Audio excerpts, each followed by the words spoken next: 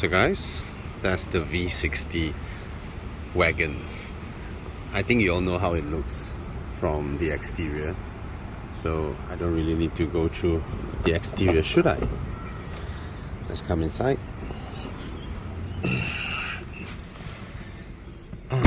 I always love hopping into a Volvo test car, being a past Volvo owner myself, and especially this generation, the Spa platform generation. I just absolutely love the familiarity, the fact that there are no pretentious elements in the car. Okay, everything is just form following function. Very Swedish, very Scandinavian, very understated, at times too understated. Right, start the car, press on the brakes, whoop, no sound because it's a hybrid. All right, there's a tire warning sign there. My rear right tires, it's a bit low on pressure. Okay, yeah. Let's talk about the layout. Okay, the V60 is of course the same as the S60 and is from the Spa platform as well, which is similar to the S90, XC90, XC60. Okay, so they drive very similar. They're very, very spacious inside. I just had a Toyota Camry test car and I was surprised that the V60 in every measure doesn't lose out to the Camry in terms of space. Yep. And of course, add to that the driving characteristics of the Spa platform, which means this car handles really, really well. The steering is very direct. The throttle response, even when I activated charge mode, which means the electric motors aren't operating, is force charging, meaning it's using the combustion engine to force charge the batteries to build up battery power. See that? I don't have a charger in my condo. It was empty yesterday. This morning I sent my kids to school and we have charged up about half a tank. Of course, this strategy can be used when you pump RON 95, which this car can, but if you pump RON 97, not very recommended. Anyway, so even when I was using force charging, which makes the engine a little bit louder, and also means that the torque motors, the electric motors, cannot do the torque fill, whereby it fills in any gap that the combustion engine lacks, maybe for initial roll off and all that, right? Even under this mode, the throttle response and the car's response is super direct. Why? Because this 2-liter engine is not just turbocharged, it is also supercharged. It is the only twin charge engine out there now. Volvo is the only maker that makes twin charge engine, and I have to tell you, it's brilliant. All right, this engine debuted in late 2014, whereby a lot of motoring journalists like me were worried for Volvo, because when a small car company embarks on an all-new platform, new engine, new software, new architecture, it's bound to from our experience, we're waiting for disaster to happen, but it did not. For 8 years now, you don't hear a single news about engine failures or transmission failures in Volvos. So it's super reliable. In fact, this engine block was developed because Volvo is low on budget, right? So they developed this engine block so strong that the same block is used on their diesel variants. All right, so this car, even without the electric motor, it revs off differently from the competition, I mean, compared to Mercedes-Benz or BMW and all that, right? Because of the twin charging. All right, it is so responsive. Okay, again, this is not the latest. They are now using Google's Android system, but this is one of my favorite touchscreen infotainment screens. Why? It's so simple and so direct. All right, every time I hop up a Volvo, poop, I can do fast charging. I can on and off my park assist and all that. If you want to understand how things work, remember our cars used to have a lot of buttons, and buttons means there are only 2 dimensions of state. Basically, you push into on or you push again to off, right? If you want to learn about how to use this car, everything that is one touch on and one touch off is over here. That's it. If you think that is a function that is one touch on, one touch off, it will be here. This one is the status screen where it's fixed. These 3 objects are fixed, all right? Your navigation, your music or radio, and then your phone. This one is your last access menu, or the last thing that it pops up. You see, there is a tire pressure warning, so this one comes up. So to let me know. Let's say I go into sound experience. I'm trying to adjust the sound. This one doesn't have the Bowers and Wilkins. It's Harman Kardon. Some people prefer Harman Kardon, some people prefer Bowers and Wilkins. Let me tell you that Bowers and Wilkins is all about beautiful, clean, crisp sound. Okay, Bowers and Wilkins tuning, sound tuning, is more suitable to listening to opera, beautiful singing, Pavarottis, you know, and all that. Whereas if you are the type that loves Lady Gaga, right, Kylie Minogue, all that stuff, right, with heavy bass and all that, Harman Kardon actually is more similar to Bose, Bang & Olufsen, that type where they allow you to just blast bass until your car rattles, you know, that type. Anyway, so I last access sound experience, right? When you come out, it will be sound experience here. Now you understand how this works. And this menu is for you to enter certain applications. You see, you enter the radio application to do settings. You enter the Bluetooth application to do settings, to set up your stuff. All right, and then you can download other apps. You can download Spotify, you can download other stuff as well. You see, Apple CarPlay, Android Auto as well. This one, okay, every time I find this a bit weird. It should have been like I pulled it down and the settings are already here. That means when I pull down, it should be this screen instead of that, you know. This one is for more unfrequent settings that you do with your car. All right, so, and it's so simple to go out. Just press this and then you're out. So this is the infotainment. Now the aircon vents. Now, to give a nice driving environment in the in-car cabin, you need to have a very low cowl. This is called the cowl. All right, you need to lower it to improve visibility. When you lower it, the space that you have here becomes a fight between the screen and your aircon vents, right? If your aircon vents are here, you're left with this much space for screen. And you look at Camry, right? Initially, the screen was below the aircon vents. It's over here.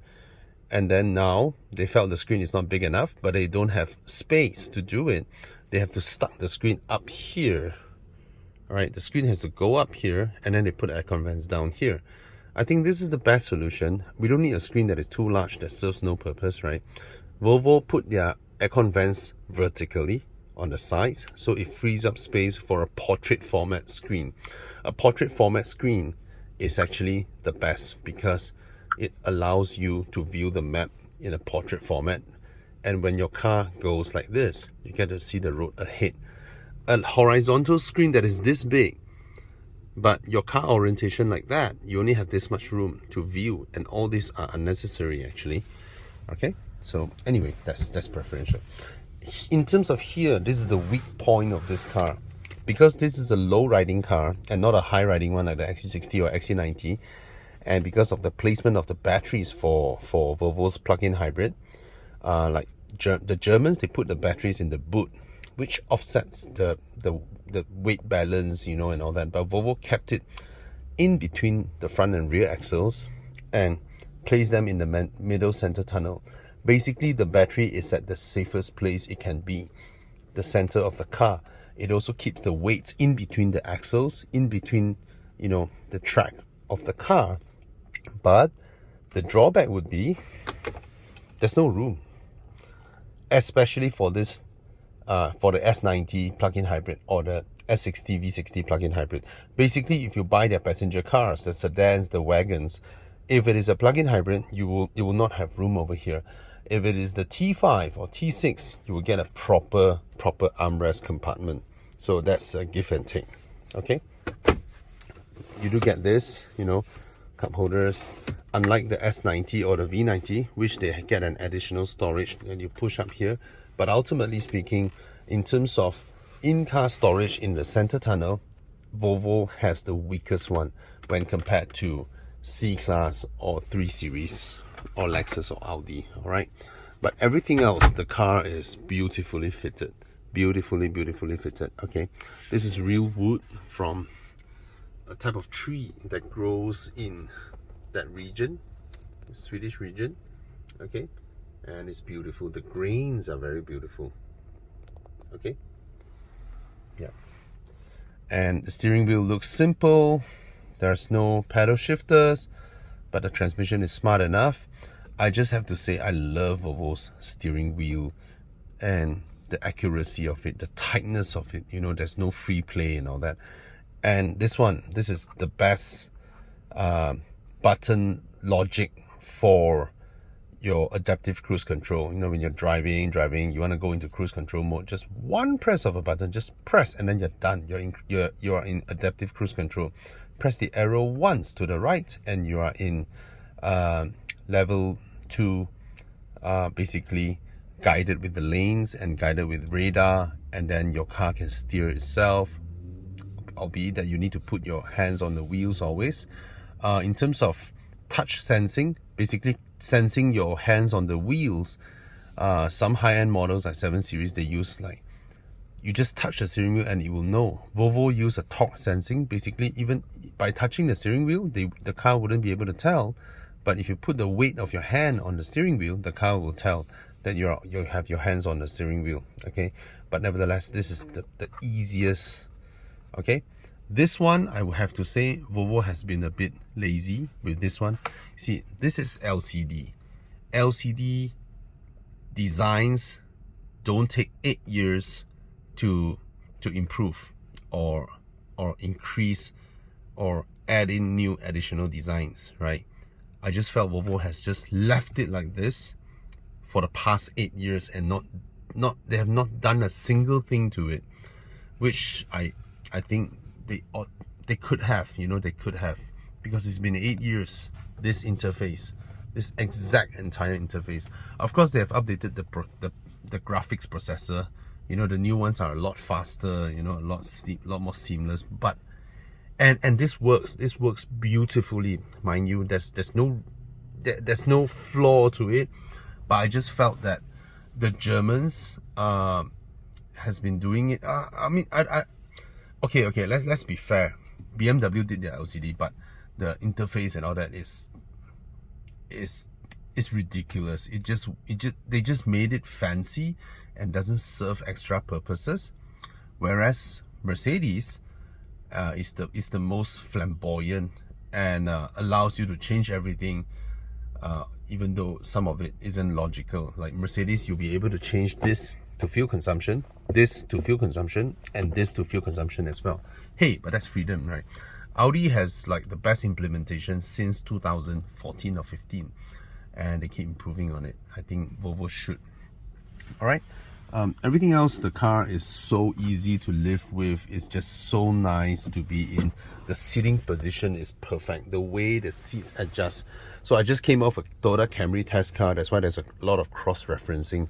The Camry is big and beautiful and comfortable, but the seats reveal its origins. You know, the seats only do this, and then the back does this, and then somehow the base allows you to do this, but not this. Doesn't make sense, right? A proper seat for a car, a low-riding car, should be able to do this, and immediately you go up to this car, it allows that. All right.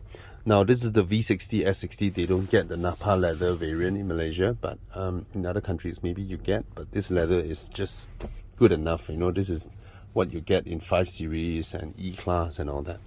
All right. Door bins are full length, very practical, and the seat belts are adjustable. There are no aircon vents in the middle here, but they place it in a more logical position, which is on the B pillar. All right. 3 Series and C-Class don't put their aircon vents on the B pillar, but actually the B pillar is where you should put it. Okay. Let's go to the rear seats.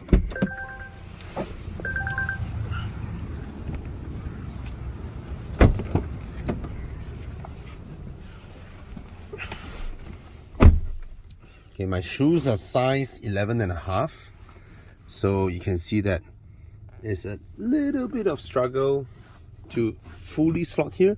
But if I'm not wearing this pair of shoe, I'll be able to, because this one has this additional lid at the back here. If it's my normal shoes, I'll be able to put there. All right, I can still slot my feet underneath, and I have a lot of room. But these seats, let me tell you something interesting.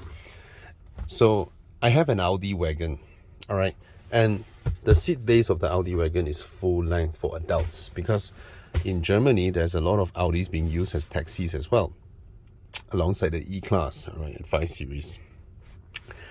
My kids don't feel as comfortable sitting at the back there, because when you're kids, right, your thighs aren't as long as adults, so the part that you bend is actually somewhat here. And what that means is their legs are left hanging out because their knees are here, right? I mean in the Audi, not the Volvo, okay? But this one, given that they have considered that this size and price of cars is for young families, and for young families, right, the rear seats, their first consideration is that it's able to accommodate adults or women, especially kids. So when the kids are sat here, right, the shorter bench allows them to bend their knees, and they put their legs down, and they feel very, very comfortable. They love it. All right. That's a feedback from my child. They say, "Oh, I like this car because I can put my legs down." You know. So not always bigger means better.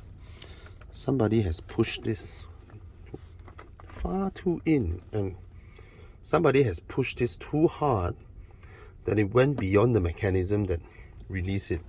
So I need to inform Volvo about that.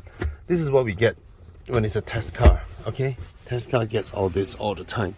Now that's the tonneau cover, a very, very traditional and heavy tonneau cover. European cars tend to have, especially premium cars. And of course you can pull it all the way to that side, and you can push it a bit to go up. But it doesn't go up by itself like the S90 or V90 wagon. All right, so this is pretty much manual. There are speakers at the back there, and the boot is reasonable, way more spacious than the previous generation, but by no means larger than most sedans or whatnot. One thing that I find that I'm not happy with Volvo's wagons is that they have this huge tonneau cover, but they never design a place to store it. So basically, when you need to carry big items all of a sudden, right, it has to be a pre-planned thing. When it's pre-planned, you can place this tonneau cover at home, and then you go and bring your IKEAs and all that. But if suddenly you need to bring in something big, you need to remove the tonneau cover, fold the seats down, and you find a place to store the tonneau cover, and there are no place to store the tonneau cover securely and safely. You know, you can either put it laying at the back there, or you can lay it at the footwell over here. But all in all, it is a projectile, a loose object. All right. Now this car also comes with panoramic roof, which I love panoramic roof, especially one that extends beyond the headrest of the rear seats, almost there. Basically, this means that it is within your visual, peripheral visual. When you're seated at the back, right, you have really nice view. Some panoramic roofs, right, they end about here. So as the rear passenger, immediately above you is not the panoramic roof, okay? Nets instead of a covered one. Good and bad, all right? Nets allows you to put objects that are weirder in size compared to those solid ones. Solid ones look better in presentation, but they are limited to flat objects. You cannot put like a bulging object, which a net can, okay? And the net allows you to see through it, so you know you wouldn't have accidental leftover sandwich in there, and then you know, yeah. So yeah, tall center tunnel because of the plug-in hybrid battery, okay? 12-volt socket. Oh no, not a 12-volt socket. It's a USB-C charger. Okay, I think certain variants, right, they can spec aircon vents as well, aircon control at the back alongside the B pillar. Okay, let's look at the boot.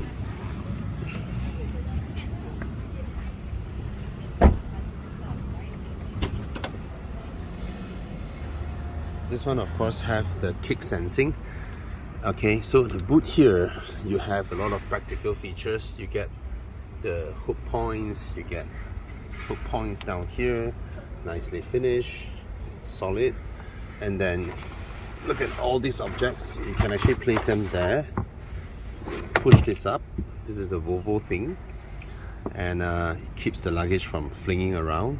And this one has a hook to put your shopping bags and your other stuff like your detergent and all that. You can put it here just to strap it so that it doesn't move around. And then that's the tonneau cover. And you look at this mechanism, right? So this one like that. Oops, both sides, sorry.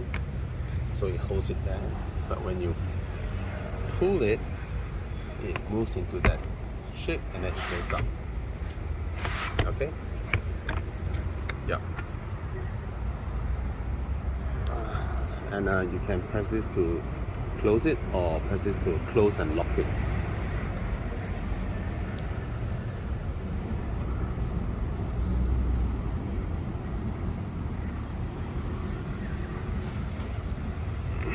So what do you think? A beautiful car? Yeah, to me it's beautiful, it's sporty, it's very practical, and it's not expensive. Alright, and it's reliable. Okay?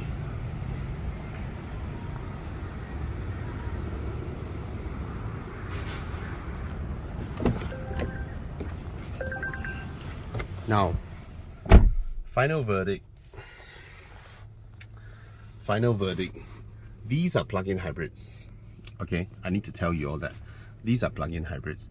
Plug-in hybrids, by design, are the most complicated, most sophisticated way of moving a car. Right? They're way more complicated than your ICE cars, which is internal combustion engines. They're way more complicated than an electric car. So ICE is the equivalent of, let's compare this.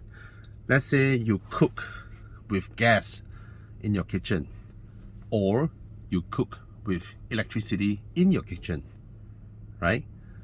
A plug-in hybrid would be the equivalent of, let's say,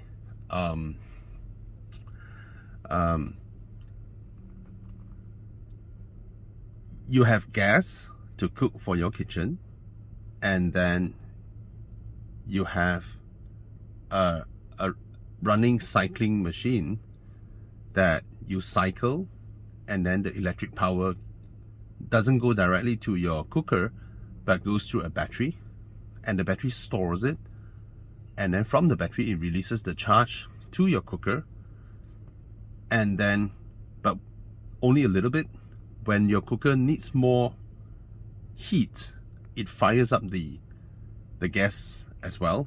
Means you have a heated pan and then with fire added for more heat. But sometimes, and then there's a control unit to control both, and then there's another control unit in your battery to tell the battery that this guy keeps charging and this guy keeps drawing power, but when the charging is enough, it will only draw power and stop charging. You get what I mean, right? Plug-in hybrids are extremely complicated. Now, from my experience, the most stable ones in Malaysian market, at least, are Volvo. They have way lesser complaints about their hybrid systems. They have, of course, a little bit of electrical stuff. I mean, on and off cars have these, but Volvo has the least. But that being said, it's still a plug-in hybrid. These kind of cars, right? I'll give an example. The first batch, they have electrical interferences between their cables, you know, all the high voltage cables of the car and the other 12 volt system. So they have, you have a 48 volt system, you have a 12 volt system, and they interfere in their first batch. Then they change their wiring, the routing. That's one thing. And overall, they are the most stable, but I have to say, plug-in hybrids by default, you have to be ready that one day you see a turtle icon. Maybe you switch off your car and then you locked it, let it reset, or maybe you go to the service center and then it's done. It's none of it. But I've never heard Volvos that experience power unit failures like how BMWs and Mercedes-Benz has been plagued with, and that's a good thing. But again, it's a plug-in hybrid. And for those of you who don't know me, if it's your first time watching my video, you thought, hey Bobby, why you sell yours if it's so good then, right? So my first XC90 is a 2017 XC90 T8, which is a media test drive unit that has about 20 over 1,000 kilometers. Being tested by media up to 20 over 1,000, that would have been equivalent to 100,000 for a normal passenger car, all right? So that car is fine. Mine is fine, but of course it's 20 over 1,000. My car was all right, but it has the first batch architecture, which means that the fuel tank is very small. I don't have 360 camera. What else I don't get? There are certain things that I don't get in that car, but I've been using it. I love it. And that one has a black leather, which is not what I like. Black on black, grey on grey. No, I don't like that. And then of course I got it for a very good discount because it's a media unit, right? Then XC90 has become really popular because the X5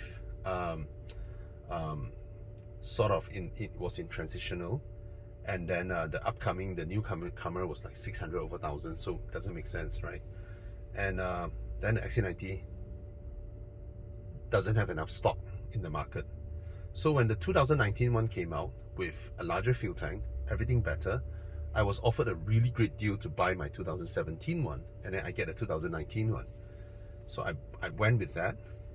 I love it. I'm lucky mine has no issue. 1 year later, I stumbled upon my dream car, which was being sold for like half the price of what it's worth. But if I don't sell my XC90, I wouldn't be able to afford my dream car. So that was the dilemma that I was in, and eventually I went for it. I managed to get the loan, and I have to sell my XC90, but I still love every bit of it. All right, so yep, that's the end of my review. Cheers.